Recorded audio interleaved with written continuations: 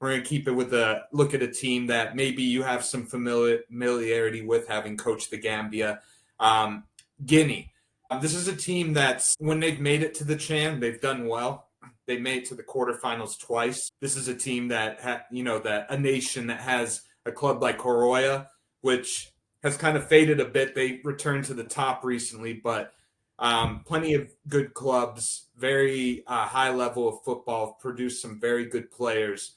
One player that stood out to me when I looked at this team was Ibrahima Sankhon, a central midfielder this is going to be his third Chan. Very interesting. He came up at Horoya. He went off to Belgium for a few years, for 4 years, I believe.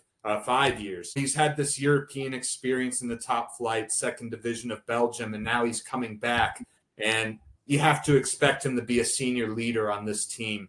How important is it to have a player like that, particularly in the base of your midfield, to kind of guide and help out the other players and be a leader on this team? Great point, because his position on the field is what's going to really maximize his effectiveness as a midfield six, defensive midfielder. Even if the shackles are released a little bit and is in his more box to box, I think he's in an ideal position to influence the team. Not least the experience that you already talked about that he's already has as a professional, which I'm sure is going to bring to the table. All the players who wanted to pick his brain in terms of achieving success at this tournament and then eventually getting a contract in Europe.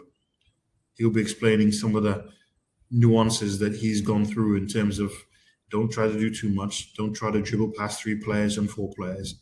That's not what scouts are looking for. Scouts are looking for that hunger, that desire. They want to see that mentally you're prepared. They want to see that you are tactically disciplined. They want to understand and see that you can follow the instructions of your coach. They want to see that you are making recovery runs, that you're running until there's nothing left in the tank. So he's in a really good position to give that experience, lend that knowledge to his teammates. And I really think they're going to take that on board. And that makes, for me, Guinea dangerous. And they're actually one of the teams that I think will actually do well in this tournament, because, like you said, having come across Guinea at 20s level, of course, played them, had really good contests, come out on top, but they are really, really talented players. It's alongside the Gambia, Senegal, Mali. Guinea has phenomenally talented players, and it's a gift for the country that they have such high-level players. Now, all they need to do when they go to this tournament, all they need to do is play to their maximum ability, play for each other, don't play themselves, and that's going to be the key, I think, for them in terms of getting the best out of this group. And, continuing to focus on sort of the individuals in this team, there's a striker, Yakuba Nagnaberi. This is a player who's played in the CAF Champions League with Arroya. He's been a player who's been a star, one of the domestic stars for Arroya, even when they were kind of in their Pan-African era, so to say. He's been rumored with moves for years, moves to Europe, moves to bigger clubs in Africa. He had one incident where he was set to join a second division French club, but he ended up getting banned by FIFA for 4 months because of contract issues.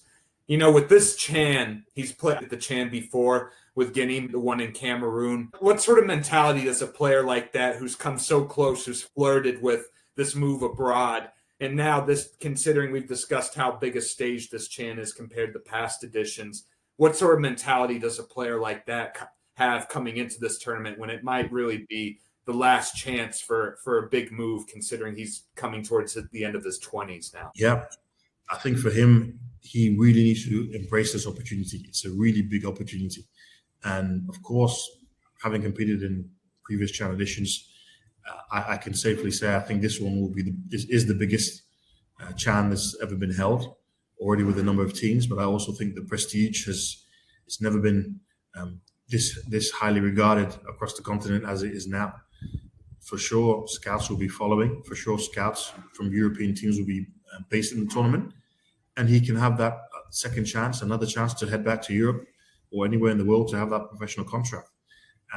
Playing for Horoya also gives you that prestige. He's played for the biggest team in Guinea, one of the biggest teams in Africa, in fact. So he's got the proven background and he's tried and he's tested. he's got the potential to be the tournament top scorer. And for sure, if he finishes the tournament with a high number of goals, good tournament, Guinea progresses well, then I'm sure he is going to have offers knocking on his door. And hopefully he'll be able to concentrate on that, think about those things, and look at what's ahead of him instead of worrying about too much about what's happened in the past that you cannot do anything about now. All you can do is, when you go out on the field for these full group matches, when the chances come, put them away again and again and again and again. Go as far as you can in the tournament, and I'm sure the opportunities will come for him, without a doubt.